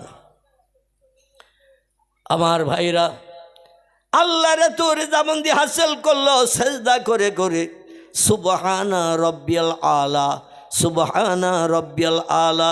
এই তসবিহ পড়েছে একদিন নয়, 2 দিন নয়, 1 মাস নয়, 2 মাস নয়, 1 বছর নয়, 2 বছর নয়, ৭০,০০০ বছর আল্লাহ তারে হায়াত দিয়ে ইবাদত করিয়েছেন। আল্লাহর এত প্রিয় পাত্র হয়ে গেল জান্নাতুল ফেরদাউসের ভিতরে, জান্নাতুল মাওয়ার ভিতরে সোনার চেয়ারে। এই যেমন একটা প্লাস্টিকের চেয়ার নিয়ে আমি অধম বসেছি আপনাদের কাছে দিন শরীয়তের 2-4 কথা বলার জন্য। ও যখন বসতো একটা জান্নাতি সোনার চেয়ারে বসতো, আর ফেরেশতারা আপনাদের মতো সামনে হাজারে হাজার বসে থাকতো জান্নাতের ভিতরে এই আজাজিলের ওয়াজ শোনার জন্য। জোরে বলুন একটু মারহাবা। আল্লাহ স্পেশাল জ্ঞান তার মগজে দান করেছিলেন। ও যখন ওয়াজ নসিহত করতো, তথ্য দিত, ফেরেশতারা হা করে করে শুনতো। এত বছর বেশি আসি, এত বছর হায়াত, এত বছর আল্লাহর হুকুম তামিল করে নির্দেশের মান্যতা দেয়, কিন্তু এই যে নতুন নতুন তথ্য দিচ্ছে জীবনে তো কোনো দিন আমরা শুনিনি। এমন নতুন নতুন তথ্যই আজাজিল দিত, ফেরেশতারা নড়াচড়াও করতো না। মাছি নড়তো তো ফেরেশতারা নড়তো না, হা করে তার বক্তব্য শুনতো। আল্লাহর একটা হুকুমের খেলাপ করার কারণে সমস্ত ইবাদত বন্দেগী সব আল্লাহ নস্যাৎ করে দিয়ে, 1 বালতি দুধে যেমন 1 ফোঁটা গরুর চনা দিলে, লেবুর রস 1 ফোঁটা দিলে দুধের যেমন ক্রিয়া নষ্ট হয়ে যায়, আজাজিলের টোটাল ইবাদত আল্লাহ পাক একটা হুকুমের খেলাপ করার কারণে সব বরবাদ করে দিয়ে লানাতুল্লাহি ইবলিসা, আল্লাহ অভিশাপ নিক্ষেপ করলেন তারে, আর বললেন বেরিয়ে যা, ইরহাবিলাল জান্নাত, এই জান্নাত থেকে বেরিয়ে সব থেকে একটা খারাপ জায়গা বানিয়েছি। খারাপ জায়গাটির নাম হলো আদ-দুনিয়া। আদ-দুনিয়া, নবী বলছেন আদ-দুনিয়া জিফাতুন ও তলাবুহাল কেলাব, পৃথিবী হলো পচা গলা লাশ সদৃশ্য, আর এর আসক্তকারী হলো কুকুরের দল। কুকুরের নাকে যদি পচা গন্ধ লাগে, ও সলিমুদ্দিন সাজার বাড়ির সামনে থাকবে না পচা গন্ধ শুকে সেখানে যাবে খাওয়ার জন্য? কোন দিকে যাবে? বাড়ির সামনে থাকবে না, বাড়িওয়ালা কি কাটাকুটি দেবে তাই খাওয়ার জন্য বসে থাকবে না। পচা গন্ধ যদি কুকুরের নাকে লাগে, দেখবেন ও ছুটে যাবে সেখানে ফ্রির মাল 7 কেজি খেয়ে কলিজা ঠান্ডা করার জন্য। আল্লাহর নবী বলছেন দুনিয়া হলো পচা গলা লাশ, আর এই পচা গলা লাশের পিছনে ছোটে যারা, এরা হলো কুকুরের দল। এই জন্য আমার উম্মত মণ্ডলীরা পচা গলা লাশের পিছনে থেকো না, পচা গলা লাশের পিছনে ছোটো না। আল্লাহ শান্তিদাম জান্নাত বানিয়ে রেখেছেন, সেই জায়গায় কোটি কোটি কোটি কোটি বছর সুখ ভোগ করার জন্য দুনিয়ায় একটু আমল করো, দুনিয়ায় একটু কাজ করো। ও আবুদুল্লাহ, আল্লাহর ইবাদত বন্দেগী উপাসনা একটু বেশি বেশি করে করো, তাহলে প্রতিদান জান্নাতে যে পাবে, সেখানে তোমার কোনো চিন্তা থাকবে না, অভাব থাকবে না, রোগ হবে না, কোনো রকম অসুবিধা হবে না, কোনো দিন ঘুম কামাই হবে না, নিশ্চিন্তে খাবে ঘুমাবে। আর 70 জন যুবতী 18 বছরের হুরদের নিয়ে জান্নাতের পিকনিক স্পট গার্ডেনে তুমি ঘুরে ঘুরে বেরিয়ে কলিজা ঠান্ডা করবে। আবার রাতের বেলা ওই জান্নাতি হুরদের নিয়ে ইয়াকুত জমরুদ মারজান সোনা দানা হীরা পান্না চুন্নি নামি দামি পাথর দিয়ে নামি দামি গহনা গাঠি যৌতুকাদি দিয়ে আল্লাহ জান্নাতের বিল্ডিংগুলো বানিয়ে রেখেছেন। নাসাই শরীফের হাদিসে নবীজি বলছেন, একটা ঘরে জান্নাতিরা এক রাত জান্নাতি হুরদের নিয়ে যদি থাকে, পরের দিন ওই ঘরে আর তার থাকতে হবে না। 1,00,000 বছর পরও এক ঘরে কোনো দিন ঢুকতে হবে না। প্রতিদিন আলাদা আলাদা ঘরে যে জান্নাতি হুরদের নিয়ে বাসর রাতের মতো ফুলসজ্জার রাতের মতো আনন্দ ফুর্তি করতে থাকবে। চিল্লায় বলুন একটু সুবহানাল্লাহ। আমাদের জান্নাত কবিঘে জমি হবে বলে মনে হয় যদি আমরা ভালো আমল করি, 5 ওয়াক্ত নামাজ পড়ি, রমজানের রোজা রেখে, ও হাল্লাল হালালাহু, ভালো জিনিসটাকে ভালো মনে করি, ও হারামা হারামাহু, আল্লাহ কোরআনে যেগুলো নিষিদ্ধ করেছেন, মদ খেয়েও না, সুদের ব্যবসা করো না, সিনেমা যাত্রায় যেও না, অবৈধ নারীরে নিয়ে গার্ডেনে পিকনিকের সময় বসে বাদাম ভাজা ফুচকা খেয়েও না, দীঘা সমুদ্র সৈকতে বেড়াতে যেও না, 3 দিন লজ ভাড়া করে যেন থেকে আবার বাড়ি এসো না।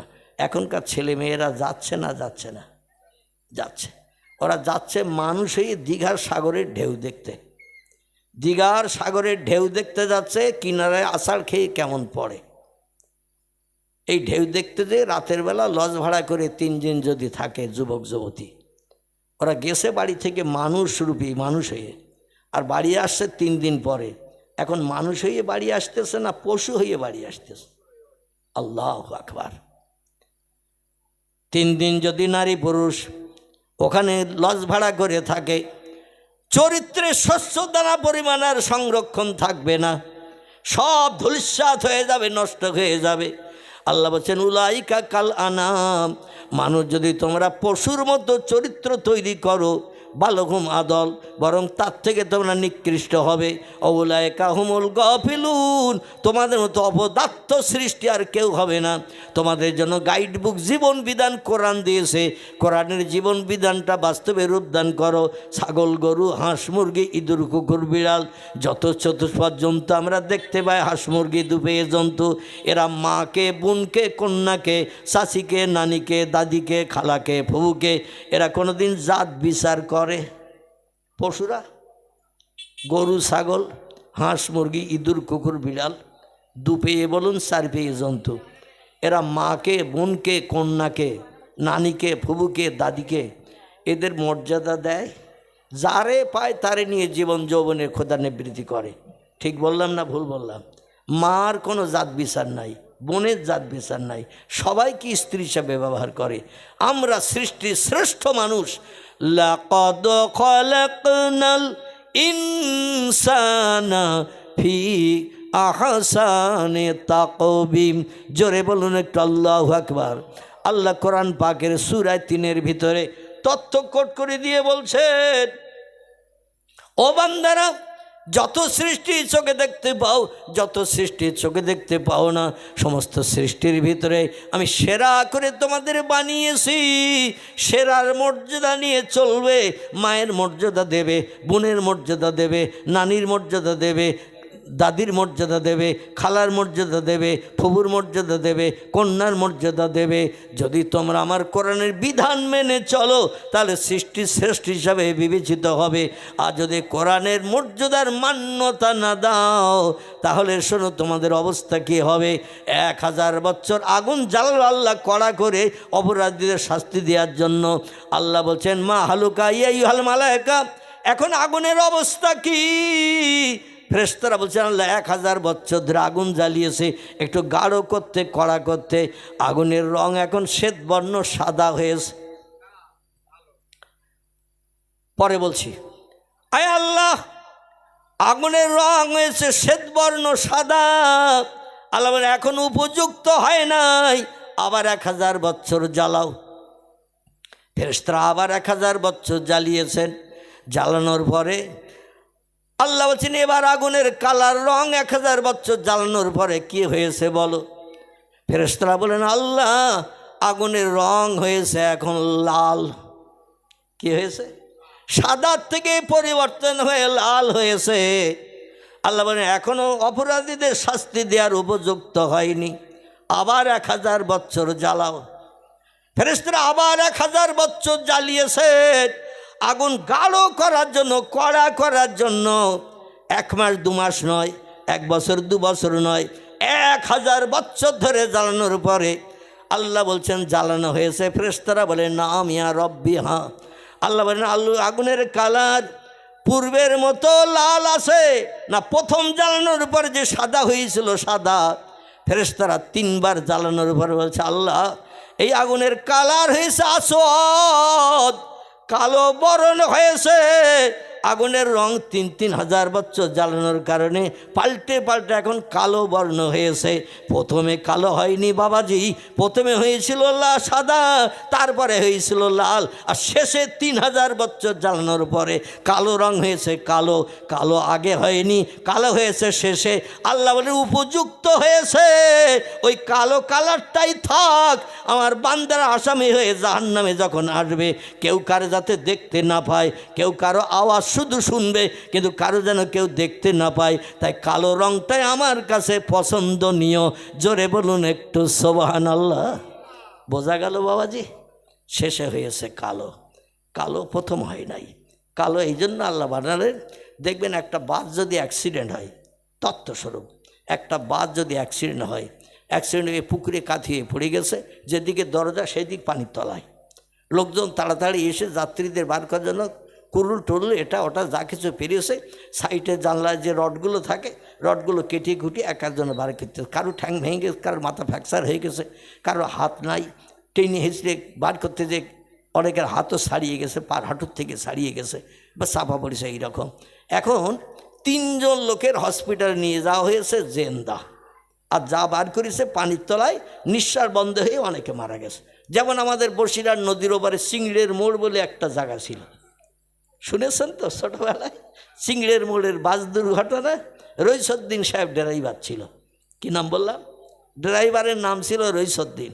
ওই সিংড়ের ব্যাকের মোড়ে ডান পাশে পুকুর, ওই পুকুরে যে ঝাঁপ দিয়েছিল বাস, দরজা ছিল যে 2টো দরজা বাসের, তলার দিকে আর উপর দিকে ওঠার কোনো সুযোগ পাচ্ছিল না মানুষ। মারা গিয়েছিল সম্ভবত 40 জনের উপরে। কতজন? 40 থেকে 41 জন মানুষ মারা গিয়েছিল। অনেক মানুষকে ওই রকম টেনে হিসেবে বার করতে যে অনেকের হাত পাও ছাড়িয়ে টাড়িয়ে গিয়েছিল। যাই হোক, মানুষ তো চেষ্টা করছে তাড়াতাড়ি পানির তলা থেকে বার করি। এখন 3 জন হসপিটালে ধরুন ভর্তি। 3 জনের, একজনের হাঁটুতে ব্যথা লেগেছে, একজনের হাত একটা কেটে গেছে, আর একজনের মনে করুন দেহের সব গোস্ত পোস্ত রডের ভিতর থেকে টেনে বার করতে যে ছিঁড়ে ছুটে গেছে। যার হাঁটুতে ব্যথা লেগেছে সেও হসপিটালে ভর্তি, যার হাত একটা কেটে গেছে ডাক্তাররা ব্যান্ডেজ করে রক্ত বন্ধ করে তারও স্যালাইন চালিয়ে দিয়েছে। একজনের সারা দেহ ছিলে গেছে, ওষুধপত্র দিয়ে তুলো দিয়ে তারও ব্যান্ডেজ করে দিয়েছে। এখন যে লোকটা শুধু হাঁটুতে ব্যথা, আর যে লোকটার হাত চলে গেছে, যার সারা দেহ ছিলে যন্ত্রণা হচ্ছে, এই দুইজনের মতো হাঁটুর ব্যথার লোকটার কি যন্ত্রণা অতটা হবে? তিনজন যদি পাশাপাশি বেডে থাকে, যার হাঁটুর যন্ত্রণা, ও বলে ওদের থেকে আমি অনেক সুস্থ আছি। ওরা যে চিল্লাচিল্লি করছে, বাঁচাও করছে, মা করছে, আমার তো অতটা যন্ত্রণা হচ্ছে না। একজন যদি আর দুজনের অসুস্থতা বেশি দেখে, এর মনে মনে একটু আনন্দ হয় না? ওদের মতো আমি তো অত অসুস্থ না, ওদের মতো অত ক্ষতি আমার হয় নাই। আল্লাহ বলছেন যাতে অপরের দেখে জাহান্নামের ভিতরে তুমি আনন্দ পেতে না পারো, সুখী হতে না পারো, মনে মনে তুমি সন্তুষ্ট হতে না পারো, এই জন্য জাহান্নামের আগুনের কালার 3000 বছর ধরে পুড়িয়ে কালো করা হয়েছে। পাশাপাশি সব পড়বে, কিন্তু কেউ কারো দেখতে পাবে না। জোরে বলুন একটু সুবহান। আগুনটা কেমন এবার শোনেন। দেখতে দেখতে সময় আমার শেষের দিকে, যদিও আমি একটি তথ্য আপনাদের কাছে দিচ্ছিলাম, মনে আছে কি না জানা নাই, পয়গম্বর মোহাম্মদ রাসূলুল্লাহর কপালে নূরের জ্যোতি আছে, মানে পরবর্তী বক্তা আসা পর্যন্ত আমি ওই তথ্যের দিকে এগিয়ে নিয়ে যাব। আল্লাহ আবার যদি 4 চক্ষের মিলন ঘটান, আমি সেখান থেকে আবার শুরু করে দেব। নবীদের জীবনী হলো অনন্ত সাগর, এ বর্ণনা করে 2-5 রাত 10 রাত 1 মাস 2 মাসে শেষ করা যাবে? সাগরে যেমন কুল কিনারা নাই, আল্লাহর কোরআনের জ্ঞানেরও তেমন কুল কিনারা নাই। আর পয়গম্বর মোহাম্মদ রাসূলুল্লাহ 63 বছরের জিন্দিগি আমাদের কাছে কিয়ামত পর্যন্ত শুনলেও শেষ হবে না। জোরে বলুন একটু সুবহানাল্লাহ।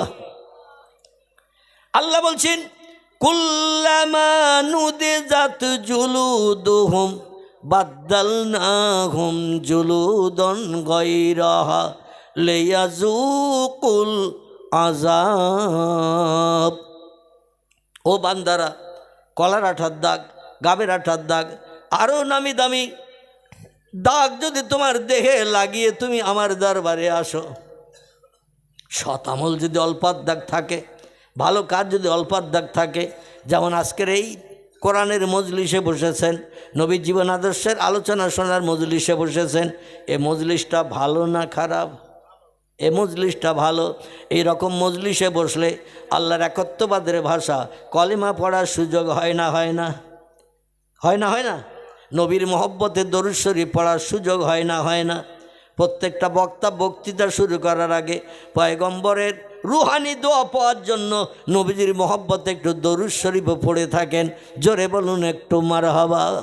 কারণ শিখ ধর্মগুরু যার নাম হলো মিস্টার গুরু নানক, তিনিও তত্ত্ব দিয়েছেন ইতিহাসে। গুরু নানক বলছেন সাধু সমাজকারক ব্রাহ্মণ গাজী পীর ও কুতুবগণ অশেষ উপকার করাইতে পারবেন যদি তারা ইসলামের নবীর প্রতি একটু ভক্তি ভরে দরুদ শরীফ পাঠান। একটু জোরে বলা যাবে কি মারহাবা? এটা হলো পাঞ্জাবিদের ধর্মীয় নেতা, যার নাম হলো মিস্টার গুরু নানক। তিনি এই তত্ত্বটি দিয়েছেন।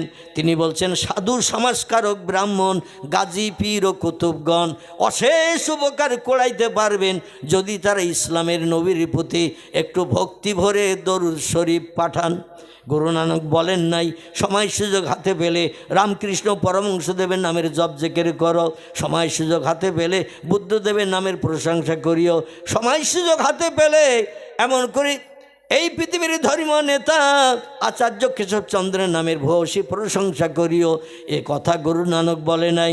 তিনি বলছেন সময় সুযোগ যদি একটু হাতে পাও, সময়টা নষ্ট না করে মুসলমানদের নবী পয়গম্বর মোহাম্মদ রাসূলুল্লাহর মহব্বতে একটু দরুদ শরীফ বেশি বেশি করে পড়ে নাও।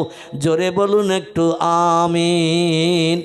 দরুদ পড়লে লাভ না লস? আল্লাহ কোরআনের 22 পারা সূরা আহজাব পর্যন্ত নবীর মুহব্বতে দরুদ শরীফ আল্লাহ পড়েন। সে তত্ত্ব কোরআনের 22 পারা সূরা আহজাব আল্লাহ তথ্য কোট করে দিয়েছেন। আচ্ছা, আল্লাহর কি নবীর সাহায্যের কোনো প্রয়োজন আছে? আল্লাহর জান্নাতে যাওয়ার জন্য নবীর কোনো সাফাতের দরকার আছে? ফেরেশতাদেরও কি দরকার আছে নাকি? নবীজির সুপারিশ ছাড়া জান্নাতে যাওয়া যাবে না, তো ফেরেশতাদেরও নবীর সুপারিশের দরকার আছে নাকি? না না না, ফেরেশতাদের দরকার নাই, আমার আল্লাহর দরকার নাই। বিনা দরকারে বিনা প্রয়োজনে আল্লাহ কোরআনের 22 পারা সূরা আহজাবের তথ্য কোট করেছেন। বিসমিল্লাহির রহমানির রহিম, ইন্নাল্লাহা ওয়া মালাইকাতাহু ইউসাল্লুনা আলান নাবিয়্যি ইয়া আইয়ুহাল্লাযীনা আমানু সাল্লু আলাইহি ওয়া সাল্লিমু তাসলিমা। জোরে বলুন একটু আল্লাহু আকবার। আয়াতের শাব্দিক তরজমা ব্যাখ্যাটা করে আমি ওই জাহান্নামের কথা বলছিলাম, ওইখানে নিয়ে যাব ইনশাল্লাহ। আল্লাহ বলছে ইন্নাল্লাহ, নিশ্চয় আমি আল্লাহ, ও মালায়েকাতাহু, আমি শুধু একা নই, আমার ফেরেশতা মণ্ডলীরা যাদের নূর দিয়ে বানানো, কি দিয়ে বানানো? নূর দিয়ে বানানো আমার ফেরেশতা মণ্ডলীরাও ইউসাল্লুনা আলান নবী, আমার আখিরি জামানার পয়গম্বর, কলির কলকি, বিশ্ব মানবতার শেষ সেরা প্রদীপ যিনি, নাম তার মুহাম্মদ রাসূলুল্লাহ, তার মোহব্বত প্রেম ভালোবাসা রক্ষার্থে আমি আল্লাহ এবং আমার ফেরেশতা মণ্ডলীরা দৈনন্দিন দরুদের তোহফা পেশ করে থাকি। ইউসাল্লুনা আলান নবী, আমি আমার ফেরেশতারা নবী মুহাম্মদ রাসূলুল্লাহর মহব্বতে দৈনন্দিন দরুদ শরীফ পড়ে থাকি।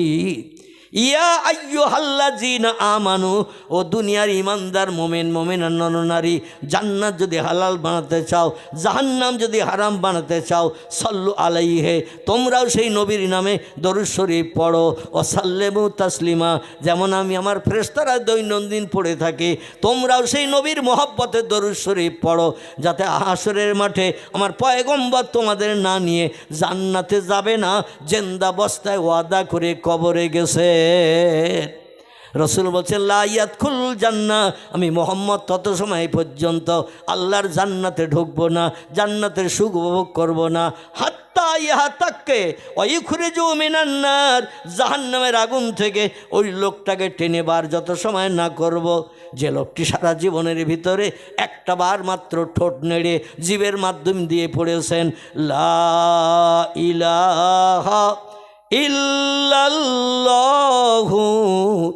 মুহাম্মাদুর রাসূলুল্লাহ। তিরমিজি শরীফের হাদিস, আবু দাউদ শরীফের হাদিস, দুটি হাদিসে একই হাদিস লিপিবদ্ধ। আবার ইমাম মুসলিম বিন হাজ্জাজ রাহমাতুল্লাহ আলাইহি ওনার কিতাব সহিহ মুসলিম শরীফের ভিতরে এই হাদিসটি লিপিবদ্ধ করা হয়েছে। নবী বলছেন আমি মুহাম্মদ তত সময় পর্যন্ত জান্নাতে ঢুকবো না, জান্নাতে সুখ ভোগ করবো না, হুরগেলে মানতে নিয়ে বেহেশতের ভিতরে যে আনন্দ ফুর্তি করবো না, হাত্তা ইয়াতাক্কে ওয়ায়ুখরিজু মিনান নার, জাহান্নামের আগুন থেকে ওই লোকটাকে টেনে বার করে আল্লাহর জান্নাতে না ঢোকাবো, যে লোকটি সারা জীবনের আমল হলো একটা বার ঠোঁট নেড়ে জিভ দিয়ে পড়েছে।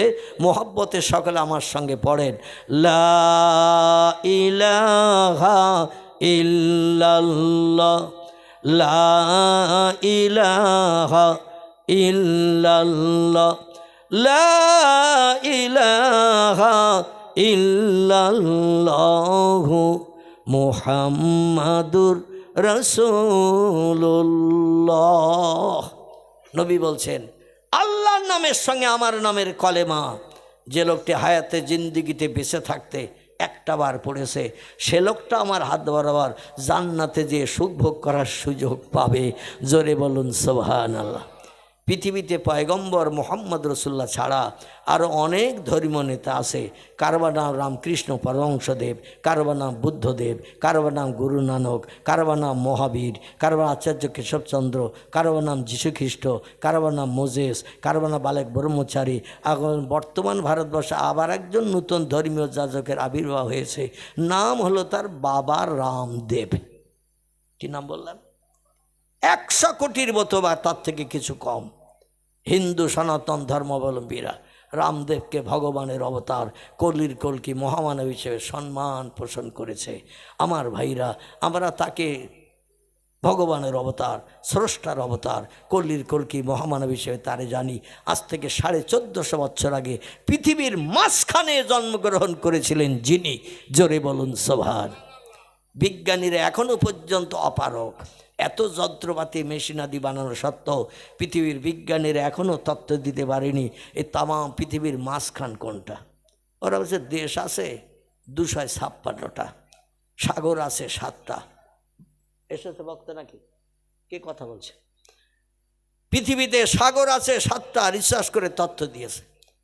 বঙ্গোপসাগর, ভারত মহাসাগর, প্রশান্ত মহাসাগর, ভূমধ্য সাগর, লোহিত সাগর, আটলান্টিক মহাসাগর, এইভাবে সাগর আছে। আরব সাগর, সাগর আছে 7টা। ওরা ধারাপাতে লিখে দিয়েছে 7 সমুদ্র আছে না নেই? ওরা লিখে দিয়েছে ধারাপাতে 10 দিক। কি লিখেছে? 10 দিক, মানে পৃথিবীতে দিক হলো 10টা। কটা? ওরা বলছে পৃথিবীতে দিক হলো 10টা। আমি যদি আপনাদের বলি, কোন একজন বলতে পারবেন 10টা দিক কোথায়, কোন দিকে আছে? আলহামদুলিল্লাহ, আলহামদুলিল্লাহ। আমি ভাইরা যারা জানেন না তাদের কাছে তথ্যটা পরিবেশন করছি। প্রধানতম দিক হলো 4টি। কটি? 4টি। পূর্ব, পশ্চিম, উত্তর, দক্ষিণ। প্রধান দিক হলো 4টি। 4টি কোণ আছে, ঈশান, নৈরত, অগ্নি, বায়ু। হলো কটা? তাহলে আর বাকি কটা? 2টো। এই 2টি হলো ঊর্ধ্ব আর অধ, উপর আর নিচে। এই 10টা দিকের কথা ওরা বলেছেন। আল্লাহ বলছেন শোনো, আকাশের নিচে তোমরা এই পৃথিবীতে বাস করছো, তাই তোমরা বলছো দিক হলো 10টা। আর আমি আল্লাহ কোরআনে সূরা বাকারায় বলছি সাবওয়া সামাওয়াতেন তেবাকন। আসলে দুনিয়ার আকাশটাই একটা আকাশ, একটা পৃথিবী নয়। এই রকম আকাশ বানিয়েছি আমি। কটা? আমার আঙুল দেখতে পাচ্ছেন তো?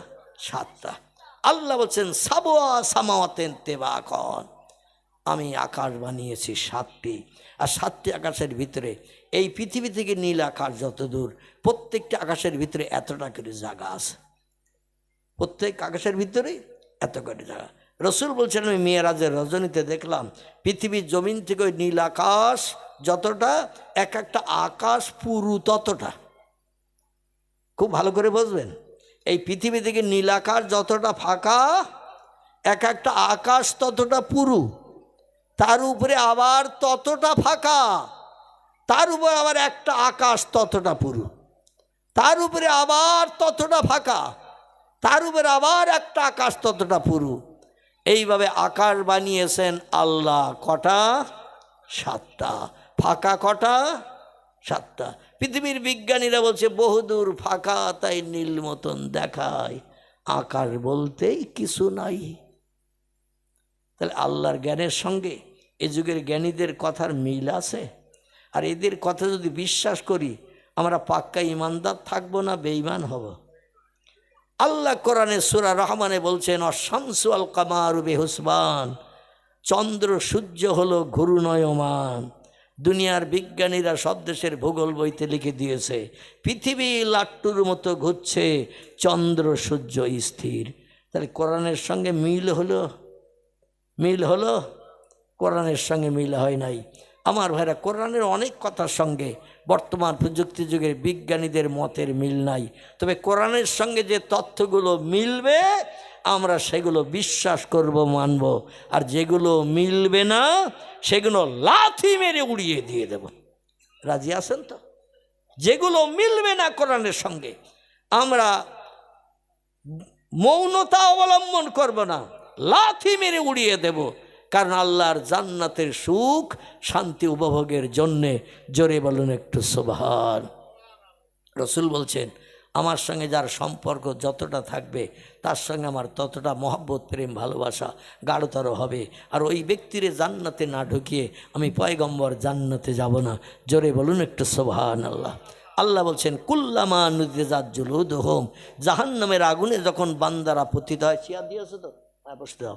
জাহান্নামের আগুনে যখন বান্দারা পতিত হবে তাদের গায়ের গোশত চামড়াগুলো ওই 3000 বছর ধরে জ্বালিয়ে জ্বালিয়ে কড়া কড়া কালো রঙের আগুন। কি রঙের? কালো রঙের আগুন দিয়ে ওদের গোশত চামড়াগুলো পুড়িয়ে পুড়িয়ে কয়লার মতো ঝরিয়ে ফেলা হবে। বাদ্দালনাহুম জুলুদান গায়রাহা, আবার নতুন নতুন গোশত চামড়া আল্লাহ বলছেন আমার কোন শব্দের মাধ্যম দিয়ে ওদের গায়ে তৈরি করে দেয়া হবে। আল্লাহ বোধহয় পারবে না। আল্লাহ পারবে? আলহামদুলিল্লাহ। তা কথা বলেন না তো। আল্লাহ বলছেন ইন্নামা আমরুহু ইযা আরাদা শাইয়ান আইয়াকুলা লাহু কুন ফায়াকুন। আমি শুধু আমার জবান দিয়ে শুধু বলি কুন, সঙ্গে সঙ্গে যেটা বলি সেটা হয়। জোরে বলুন একটু সুবহানাল্লাহ। আল্লাহ বলছেন বাদ্দালনাহুম জুলুদান গায়রাহা, নতুন নতুন গোশত চামড়া ওদের গায়ে আবার তৈরি করা হবে। লাইয়া যুকুল আযাব, আর নতুন নতুন আযাবের শাস্তি ওরা উপভোগ করতে থাকবে। লা ইয়ামুতু, জাহান্নামের আগুনে কোটি বছর পুড়লেও মরণ কোনো দিন কারো হবে না। ওয়ালা ইখরিজ ফিহা, কোনো বন্দী এসে বাইরে বার করে তার স্বস্তি দিতে পারবে না। এই জন্য আল্লাহ যদি রাগান্বিত হয়ে কাহার জব্বার নাম নিয়ে কোনো বান্দারে জাহান্নামে নিক্ষেপ করে, বান্দার উপায় থাকবে না। তো আমাদের সাইয়েদনা পয়গম্বর মুহাম্মদ রাসূলুল্লাহ বলছেন, আমার উম্মতেরা সারা জীবনে একটা বার যদি কলেমা পড়ে, তাও হাদিস শরীফে এসেছে কলেমার পুরো অংশ নয়।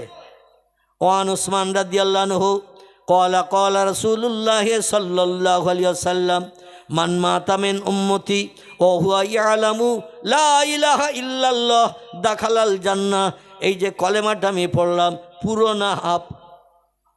সহিহ মুসলিম শরীফের হাদিস, ইমাম মুসলিম বিন হাজ্জাজ রাহমাতুল্লাহি আলাইহি নবীজির জবানি ওসমান রাদিয়াল্লাহু বর্ণনা করছেন, সেইটাই লিখেছেন তিনি। আল্লাহ নবী বলছেন, যদি কোনো ব্যক্তি মরার আগে একটা বার শুধু লা ইলাহা ইল্লাল্লাহ পড়ে, আমি মোহাম্মদ আমার নাম পড়ারও দরকার নাই, সে লোকটা জান্নাতি হবে। জান্নাতি হবে মানে আগুনে পুড়তে পুড়তে পুড়তে পুড়তে আমার উম্মত যদি হয়, লা ইলাহা ইল্লাল্লাহ পড়া লোক, আমি রসুল তার জাহান্নাম থেকে টেনে বার করে জান্নাতে না ঢুকানো পর্যন্ত আমি জান্নাতের সুখ উপভোগ করব না। চিল্লায় বলুন একটু সুবহানাল্লাহ। আল্লাহ আগামী যতদিন আমাদের হায়াতে বাঁচিয়ে রাখেন, বিশ্ব নবীর আদর্শের রঙে আমরা আমাদের দেহটা রাঙিয়ে নিয়ে কবরে যাওয়া পর্যন্ত আল্লাহ আমাদের চলার যেন তৌফিক দান করেন। জোরে বলুন একটু আমিন, জোরে বলুন একটু আমিন। ওমা আলাইনা ইল্লাল বালাগ। পরবর্তী বক্তা এসেছেন, আমি একটু তাকবীর ধ্বনি দেই, জোরে আওয়াজ তোলেন, নারায়ে তাকবীর। হয়নি, আমার মনে হয় এখানে বোধহয় দোয়া করে দিলি শেষ হইতো। কারণ আপনাদের যে তকবীরের আওয়াজ শেষে কজন যে কাচ্চি থেকে ঘুমিয়ে পড়বেন তা ঠিক নাই। এখনও আরও একজন বক্তা আছে, একটু চাঙ্গা হতে হবে। আর এই তকবীর ধ্বনির আওয়াজ দিলে ঘুম ঢোল ভাবটাও নষ্ট হয়ে যাবে, দূর হবে। ঠিক বললাম না ভুল বললাম? আর একটা আবার একটু জোরে আওয়াজ তোলে তো দেখি, বক্তার মনে একটু প্রশান্তি আসুক যে আমার ওয়াজ নসিহাত ওনারা ঘুমিয়ে পড়ে শুনবে না, অন্তত জেগে শুনবে। একটু জোরে আওয়াজ তোলেন, নারায়ে তাকবীর, নারায়ে তাকবীর। চৈতল মহান ইসলামী জলসা, চৈতলের মহান ইসলামী জলসা, কবরস্থ ব্যক্তিদের জন্য খাস সবরেসানির মজলিস। নারায়ে তাকবীর। মোহাব্বতে দরুদ শরীফ। আল্লাহুম্মা, এসো ভাই।